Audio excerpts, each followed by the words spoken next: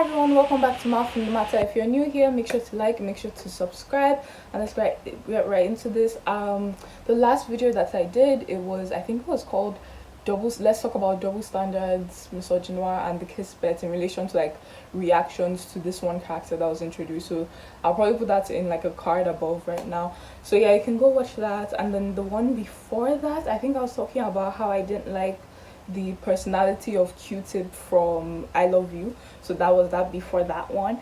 And yeah, so for today's one, I thought we'll talk about Cursed Princess Club, and let's talk about the fathers and the patriarchal like institution in the webtoon.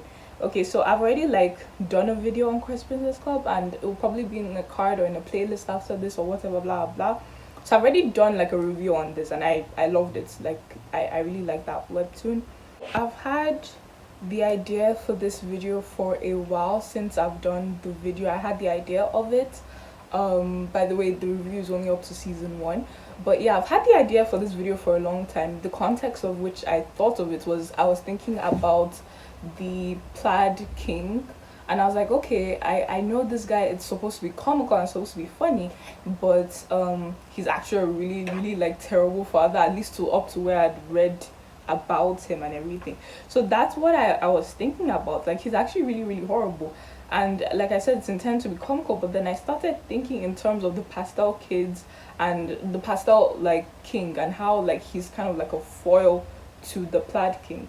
Where you get the Plaid King being like mean and harsh and demanding like towards his 3 sons, you get like the complete opposite with the Pastel King. You get like he's really sweet, he's rather really overprotective, and to his 3 girls and Jamie, and who Jamie himself, he possesses a lot of like stereotypical feminine traits, at least physical feminine traits, and he has been like mistaken for a girl quite a few times. Like, it's a running joke in the webtoon how he gets mistaken for a girl. So I thought this comparison was pretty interesting, especially taking into consideration that this webtoon tries to subvert a lot of stereotypes when it comes to women and the entire like princess trope. The first glaring example is of course Gwen herself. She was literally set up by like the creator to be like something different. Yeah, so she's not stereotypically pretty. Like, she was literally set up to not be what we expected. Like, we were introduced to the princesses. Like, we saw I think Maria was the first princess that were introduced, really all pretty and everything, blonde hair, blue eyes. The other sister Lorena, also really pretty. Then we got Jamie, who we thought was the girl, we thought was the third girl, but it wasn't, it was his son. And then we got introduced to Gwen. So yeah, she's not stereotypically pretty. She's drawn in the likeness of a monster sometimes, and she unintentionally scares people because of that, and she has even been mistaken by a witch to be a witch. So I just thought it was very funny. So there's the another thing is there's the whole thing of Jamie like being mistaken for a girl, another take on this whole like playing with femininity and everything. But like, and I also really like the low-key modern feelings that I get from the webtoon, which is kind of being like juxtaposed against this like kind of like older, what's it called, older, more traditional monarchy vibes, which I like as well. But with the whole like taking things and like subverting them, or like flipping them on their heads and everything, one thing that stays really constant and which is familiar is like the patriarchy and the role of men in this website is kind of like the dominant figures. That's something that hasn't really like changed in here. So I wanted to like examine that more. So let's start with the Pastel King. I present to you my first point. His overprotectiveness is damaging and further enforces the patriarchy, which is him being overprotective of his girls, or in the sense that in a wider sense, not just in this website, being overprotective of your female friends and family, to the point where you treat them like babies in that sense. And with treating them like babies, you're sort of depriving them of any like independent like thoughts and actions for themselves, because you're obviously treating them with kid gloves, and obviously you know what's best for babies and things like that. So that's what I kind of noticed with the Pastel King. And this theme of like freedom is, or lack thereof, because the girls don't really have a lot of freedom, is shown by the girls being locked up and being unable to go outside their castle, at least for the most part of like season 1 of the webtoon. And that's like really contrasted by like the father making frequent trips outside like the kingdom, as well as the plaid princesses like freedom as well. So this shines like a very like interesting comparison, because the Pastel King, while being like physically distant with all his frequent trips out of the kingdom, he plays a very like hands-on, almost overbearing like approach, almost stifling really approach to like his like um parenting of like his children. And that's really different to the plaid king, who has like an almost like laissez-faire approach to his sons. Like he leaves them to do whatever they want to do, and they're free to roam about and everything. He's not physically, and another thing is that he's not physically distant, at least for what we know, or at least from what I picked up. I may be wrong there, but he's not really physically distant. You know what I mean? He's there in family breakfast and everything. He's not physically distant, but he's rather neglectful, like emotionally. So I think that was a cool comparison, in the sense that we see the Pastel King going and coming, and going and coming, and going and coming, but he's always like in their kids' business. You know what I mean? Like he's always trying to be. He's overbearing. He means well, but he's rather overbearing, as opposed to the Plaid King, who's there physically but not there emotionally. So that was very interesting. And it's worth noting that both families don't really have like a strong like matriarch influence. The princess's mom, I'm pretty sure she's dead. And for the princes, we weren't, like the readers, we weren't even like aware that the mom was in the picture until I think it was episode 53, where we learn that she heavily disapproves of this arranged marriage thing, to the dismay of Maria, who is supposed to be marrying, I think, Blaine. So that was an entire thing that we won't get into. So the theme of freedom of Black Theros was made like apparent physically by Gwen running away from the castle, and the Cursed Princess Club finding her, welcoming her, bringing her in, and her being able to learn more about herself in that way.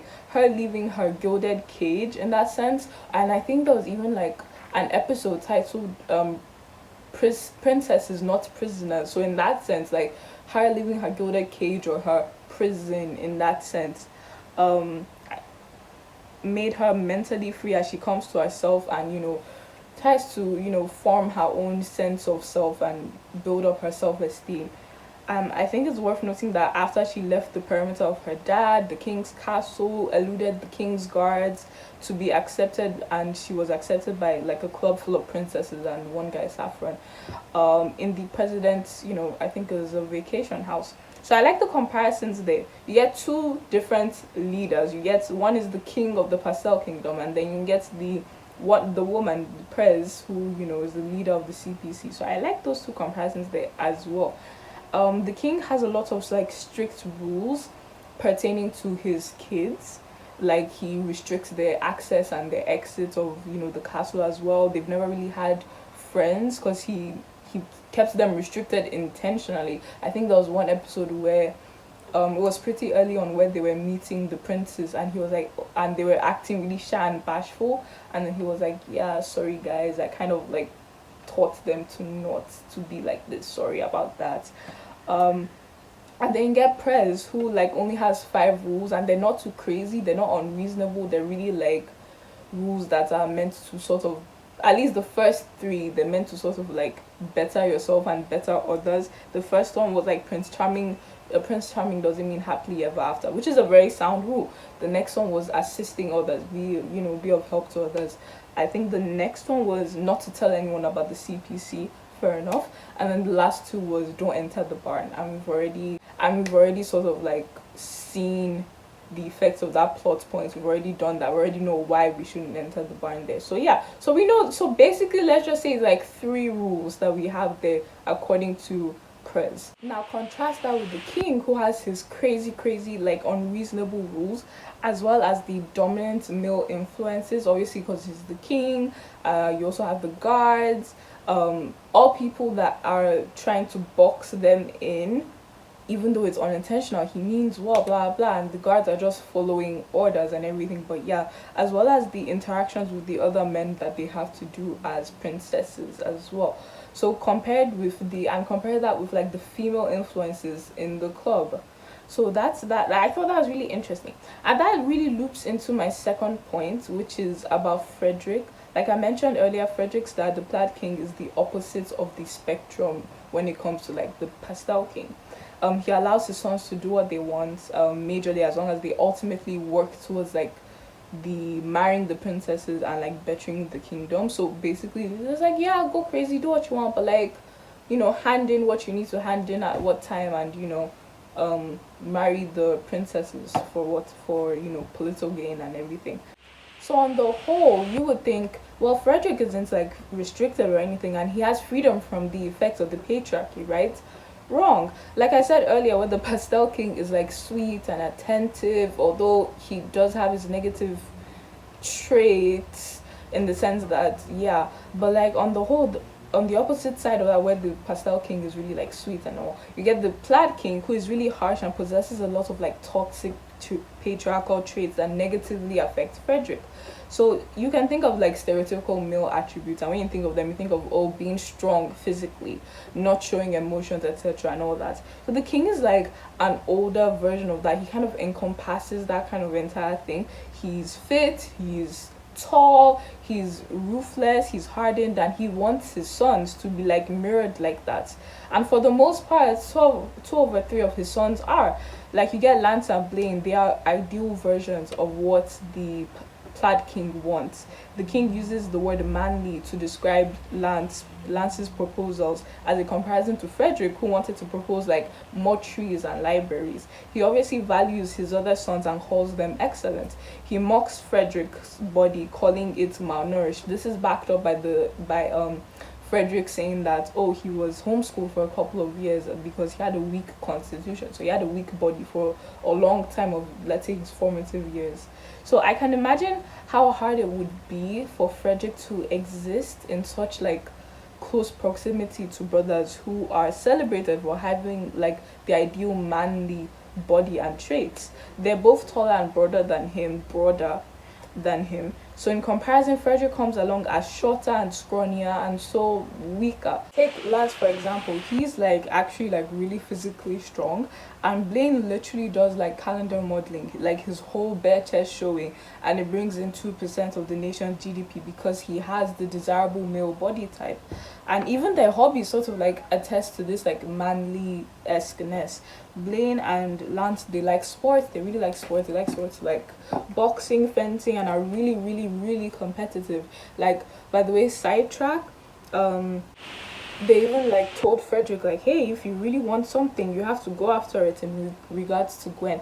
And like, spoilers for that, but fast forward from that like ball scene when they told them that, we fast forward to the scene where Frederick goes to see Gwen and tells his brother that he has like come to fight for her and ask her to the gala, and his brothers are like, oh my gosh, he did become a man overnight. But back to Frederick now. His hobbies even like include reading. So in terms of freedom, he only really has like his books like escaped too. He might have been physically free, but mentally, especially when he was entrapped in that suitcase that his classmates had put him in, he wasn't. And even when he managed to like escape to get himself out of that, when he managed to do that physically, he still had to deal with the military boarding school that he was in.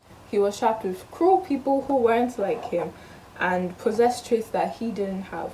And his dad didn't make it better either. He told him to sink or swim, further neglecting his son's like emotional needs and essentially reinforcing the notion of toughen up or man up.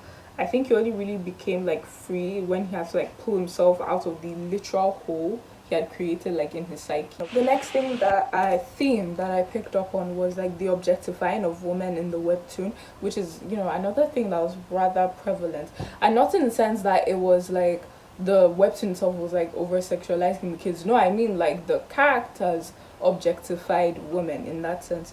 So the girls are basically political pawns meant to be married off to like the princes to forge alliances. It's almost as if their value as human beings were like centered around their outward appearances. Their worth is tied to how desirable men find them. And Blaine only later, like an example of this is Blaine only later started to like appreciate Maria's personality and not just her outward appearances. Frederick himself in episode 34 of this webtoon links Gwen's unattractiveness to his downfall, essentially saying that she was the opposite of an angel and would drag him down and cement him further as the loser. it's funny because we see the princes do more and are asked to contribute more to like their kingdom and economy. Yes, Blaine models using his body, but on the whole, they're allowed to do other things such as make proposals that contribute to the economy and kingdom. And don't get it twisted, these princesses, they have interests besides like it's being tied to their physical appearance, which is something I really like about this webtoon. You get Maria, who likes to sing and is really good at music. Lorena is really good at like fighting sports and tactical things, and Gwen is like amazing at baking, but funny enough, and this is something that I want to like ask the you guys, in case, because I'm not really sure about this, I'm not really sure about this point that I have here. I've kind of noticed that Jamie is the only one, like funnily enough, with all, you know, the princesses having their own hobbies and everything, Jamie, the guy in this, is the only one who has his own like hobby or talents, being able to be like helping the kingdom in a sense, because he has clients, you know, doing the tasting thing, blah blah. We saw in the gala, or was it the ball?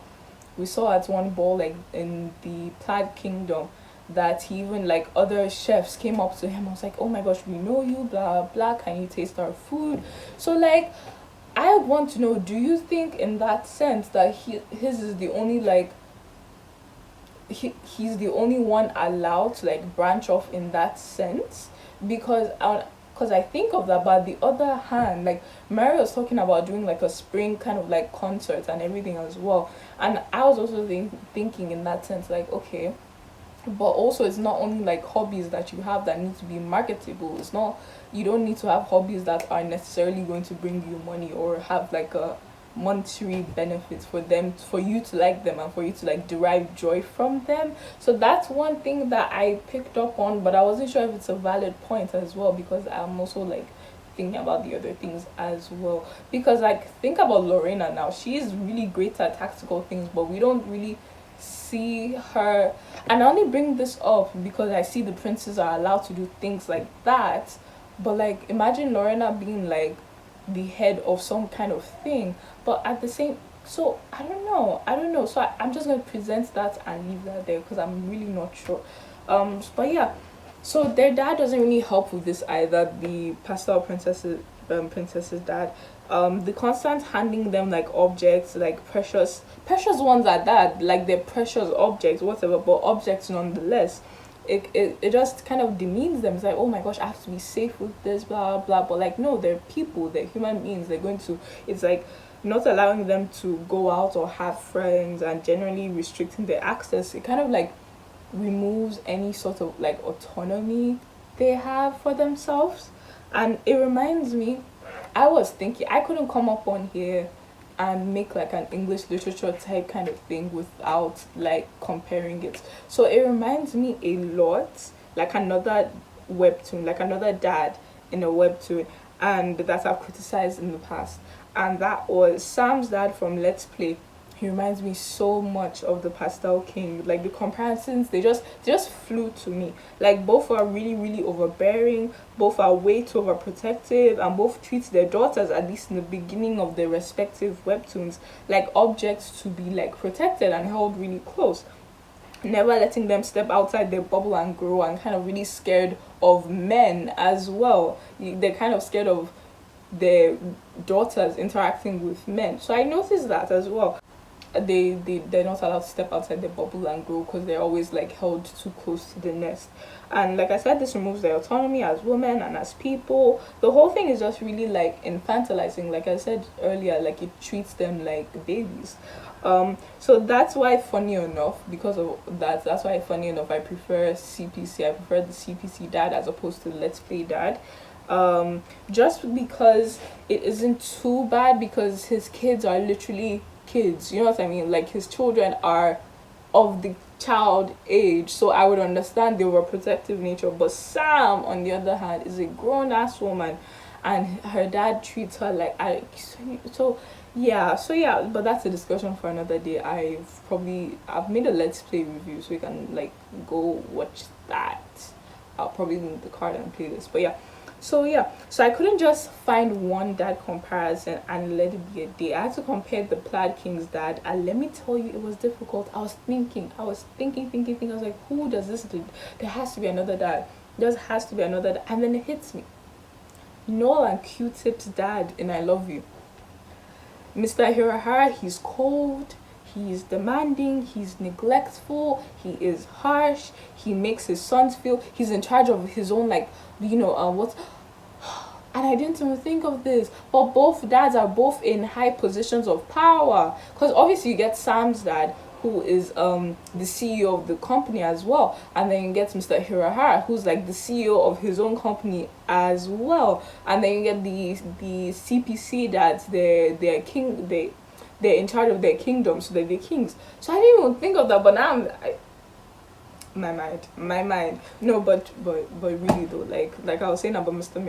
Hirahara, he's cold, he's demanding, he's neglectful, he's harsh, he makes his sons feel like insecure and scared of developing like a false or negative sense of self from the impossible standards that he's set for them. Like he makes them feel scared, especially no, I feel for no. I've not caught up with that webtoon, but so far like I feel really bad for that guy. But on the whole, the two of them, like they low-key developing like a sense of like negative sense of self from the impossible standards that Mr. Hirahara has sort of like set for them. Like they compare, like the two sons are always in constant comparison with each other, and I had to like bring it in comparison to the dad in CPC, the Plaid King as well. So yeah, so the whole comparing thing, like it just sounds really familiar. The two dads there, they just they just really I saw the comparisons. I saw the comparisons there. So yeah, again, I prefer the CPC dad in this comparison, though Mr. Hirahara, from what I've seen, seems genuinely like a horrible person. From what I've seen, it just doesn't sit right with me how neglectful he is. Plus, the CPC dad has on his side the comical sense of this entire webtoon, so he has that on his side. But like, I didn't forget how he threw like a bagel at his son with like a knife, and no, he threw a knife through like his son's bagel. I didn't forget that. But like, again, it's a whole comical thing. It's funny. It's supposed to be funny in a sense, but yeah.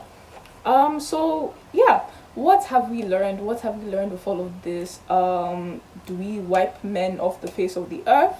Has society moved past the need for men? Is that what we have to do? Society has moved past? No. Okay, but that's a joke. I'm joking there. But I think what it does show is how the upholding of the patriarchy and patriarchal values are detrimental not only to women but to men too.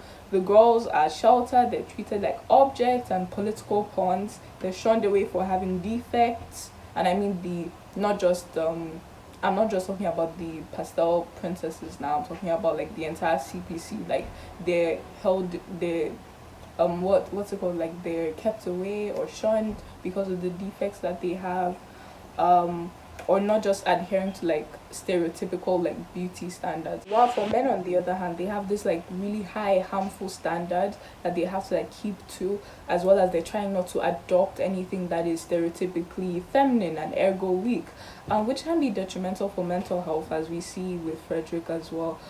Frederick can show that. But also body image affects men too, as we see with Frederick, as well as those weird princes that we have as well in the webtoon as well.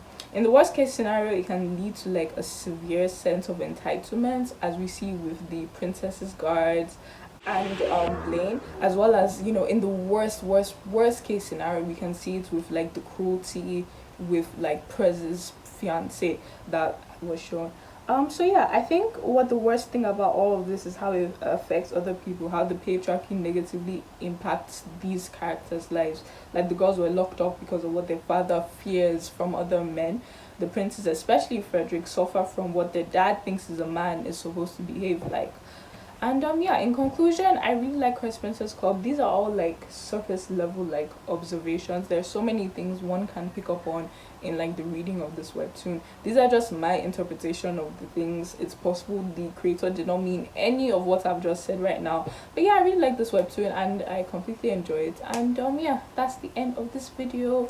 Make sure to like, make sure to subscribe. You can go watch the review I already have for Christ Princess Club. there's probably been many cards that have been up throughout this entire video. And yeah, make sure to like, make sure to subscribe, and yeah, bye.